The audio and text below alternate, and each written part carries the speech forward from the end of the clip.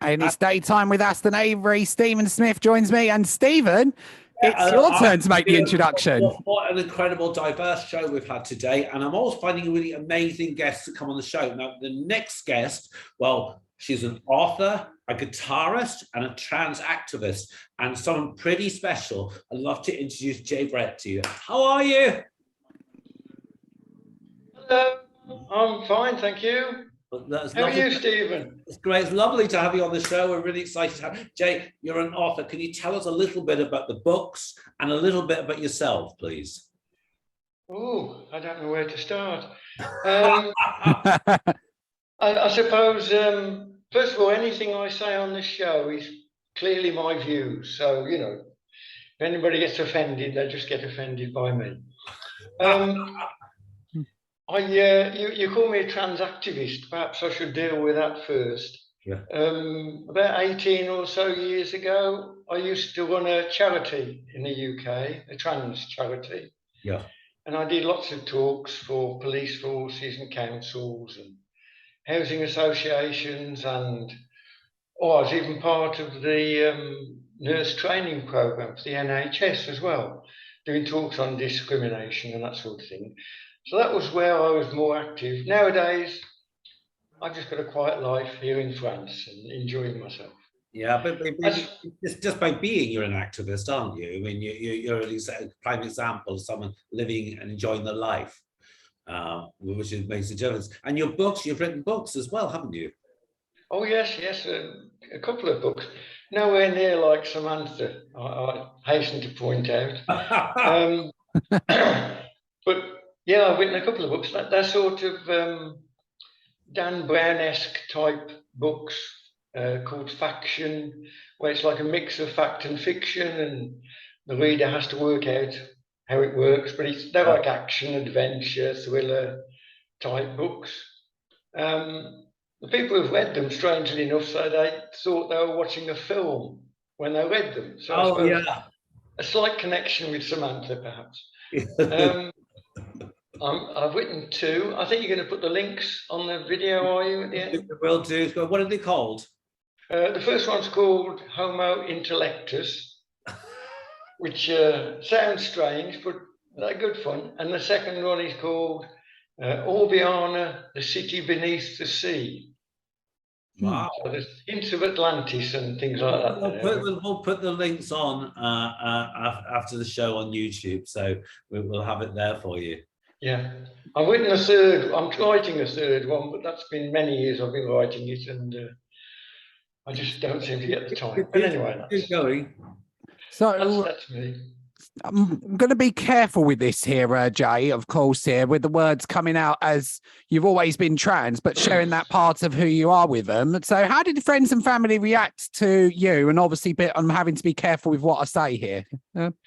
Well, I suppose my life as a trans person has been very typical of a lot of trans people of my age. I realised I was trans when I was about 11. Not that I realised I was trans at the time, of course. Yeah. I just thought I was weird, unique, and I couldn't talk to anybody about it because I don't know, I just didn't feel that it was to be talked about. But of course, in those days, there was no internet, there was nothing, so nobody ever talked about being gay, never mind trans. So, I mean, I suppose it's in my 40s probably when I realised, I found the internet and I realised I wasn't unique, that there were a lot of people like me. Estimates are something like 3 to 4% of the population, although I suspect it's much higher. But as far as how people took me, if we take the family first, I suppose, because it had been so secretive up until I was 40-ish, and I never discussed it with my first wife, which I'm sad about, but I'm not quite sure what the outcome would have been. But she passed away when she was 54 from cancer. She had a long battle with cancer. And I was really upset and angry with the world, basically. And I thought, screw it, So I just decided to come out, and I came out full-time on FAM, and I changed my name and my passport, my driving license and everything else. But I think all of that, on top of my children losing their mother, who we all loved very much, I think it was just too much for them. And in the end, we had a mutual agreement basically to sort of separate, let's say. And I haven't spoken to them for 10 years. I've got 2 children, but I haven't spoken for 10 years. It's sad, Jake, because you're such an incredible person. Oh, I don't know about that. So interesting, and such a, and they've lost out. And all I can say is I met you and I was in awe of you, and that's really sad. Well, thank you. Thank you. Yes, I'm disappointed, but you know, they're adults, they've got their own lives to lead, it's up to them. So sorry, I'm so sorry to hear that. But it's okay. Living in France now, how do people react living there to you? Are you finding it no one looks twice or questions you? Well, it's interesting because, excuse me, I did revert back to male for a while when I married my second wife, but we separated a few years ago, and I decided to go back in France because we moved here together, my wife and myself. And I wondered the same, you know, how was this going to go? And I can honestly say I've been absolutely blown away because I've had no negative reactions at all. The French, so their motto is freedom, liberty, and brotherhood. You know, I've forgotten what it's called now in French. Anyway, liberty, equality, fraternity, that's it. Yeah. And they really believe that. It's part of their society, part of their life, part of their laws, and they just leave people to get and live their own lives, and as long as it doesn't interfere with theirs too much, they have no interest at all. And everybody's been absolutely wonderful to me, and all of my English friends, I have to say as well, who live in France, have been absolutely amazing as well. They took me coming out almost in their stride. And sadly, there's a lot of backlash in the UK with Posy Parker. She's been in Brighton this weekend, huge rows. She's fear-mongering, I have to say, that trans women are men going into the toilets, exposing themselves and using ladies' toilets. I mean, it's quite frightening. She doesn't want it discussed in schools. How do you feel about people like this that are fear-mongering? Well, until you mentioned her name a week or so ago, I'd never heard of Posy Parker, to tell you the truth. And I listened to a bit of an interview she was doing, but it was very disjointed and incoherent, to be honest. The thought process, as you say, it just seemed to be fear-mongering and taking advantage of perhaps people who can't think through for themselves properly. I mean, as far as, you know, trans toilets and all this sort of thing, I mean, I don't think I'm a woman, but I'm not really a man. Yeah. I'm something in between, so I do need to go to the toilet, so I certainly would feel safer in a female toilet than a male toilet. Yeah. Unless, of course, it had Posy Parker in, perhaps. Well, I think that's something. So people presume that if you are trans, that means you want to be a woman, and then therefore you're attracted to men. But that's not always the case, is it? No, not at all. In my experience, as I say, I worked for this charity for a few years, and I met very, very many trans people and all sorts. And in my experience, the majority of trans people, men like women, and the trans women like men. Yes. Just as the normal population. And I'd estimate about 10% of trans people are gay, about the same percentage as the general population. That's really interesting. The vast majority are in marriages, they've got children, they live a very happy life. Yeah. They may have a secret life that their family doesn't know about, or they may be open, but they're certainly very small percentages gay. Yeah, that's really interesting. The other thing I say is, for me, this question, there's also a lot of backlash with a lot of trans, many boys and girls when they're 10 or 11 want to be the opposite sex. Right? I want to be a girl. Certainly when I was 8, I would have quite happily been a girl. I've been very happy, in fact, but I'm very happy being a guy now. So when sometimes kids announce they want to be trans at 8 or 10 and the parents don't want them to, there's a backlash against them. I mean, I don't understand why some of the trans community think that it's acceptable to let an 8-year-old transgender. What do you think of it? Well, I think that the general thinking in the certainly the medical profession and in most of the trans community, I think, is that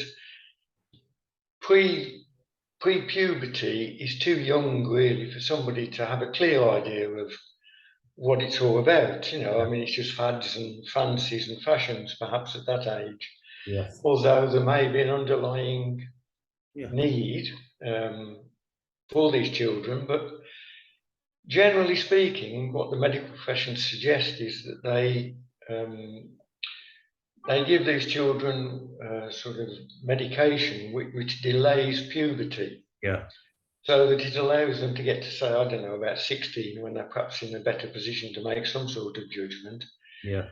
And then if they do want to transition or be male or female, there's more of a chance of it happening. But of course, there we're really talking about transsexual people, that is, people who want to transition from one sex to the next, but they form only a small part of the trans community anyway. I mean, for instance, you know, I have a male body. It doesn't upset me I have a male body. It doesn't bother me either way. It's worked very well for the past, well, many decades, and I'm very grateful for that.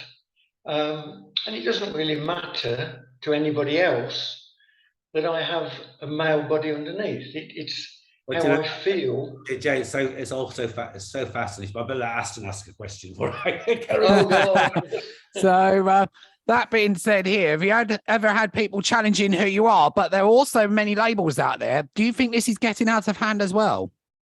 Well, hi Aston, by the way.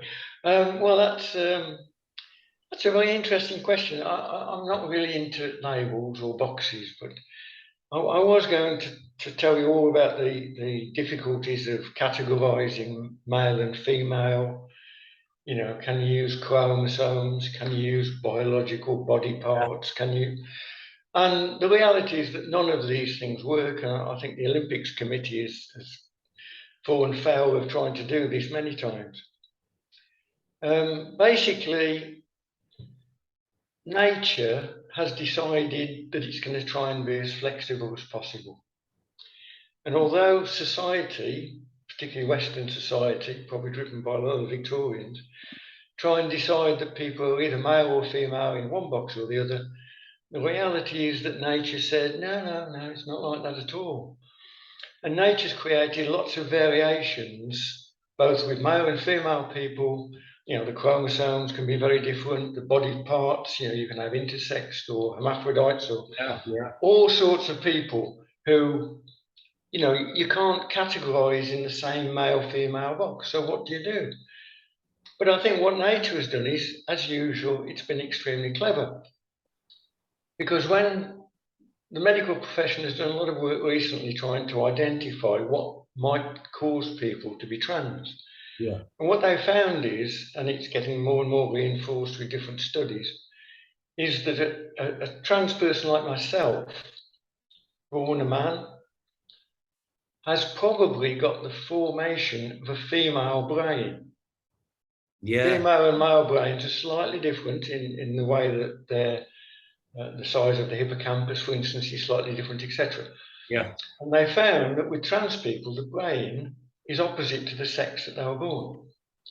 More recently, even, they found even parts in the DNA where there's a segment of the DNA that stops the receptors on androgen cells from working so well. So it causes the evolution of the body to be slightly different. But of course, what nature's actually doing is it's doing a bit of Darwinism.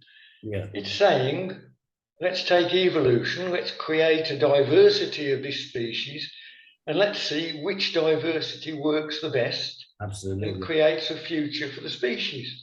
So it may be, you never know, that trans people are the future of humanity. Now, isn't that an interesting thought? Okay, listen, we could do a whole show on this. Yes, we we've got could. so much time, so I'm going to have to move you on a little bit here. Jay, tell us about, you're not only an author, you're a guitarist. Tell us about your band. Oh, well, yes. I'm not a great guitarist or musician like Olivia is, I must admit, but we've got a little band, me and a couple of friends of mine, called Alternate Reality, and I'm only one of the reasons for that name. What we do is that the music we play, we try and do it in a very alternative style, not like the typical covers that people are often playing. Yeah. And we've written some of our own songs as well. So we have great fun going around France, and it's a very big music scene here. So we enjoy it, and the audience seem to enjoy us as well. And are very accepting, incidentally, of the situation. So what about evening relaxing time here, Jay? What do you do to relax of an evening? Oh, I suppose much the same as anybody else. I mean, a lot of my music friends, you know, they do gigs and so on, so I go out and watch some of those. Television, of course, Netflix, etc., you know, usual sort of thing. Practice the music with my friends, you know, we do a bit of that. Basically just anything anybody else does, you know. I'm not different to anybody else, surprisingly enough. And it's not contagious either. Jay, listen, what we're asking all our guests, because obviously the funeral was so beautiful yesterday, what did the Queen mean to you?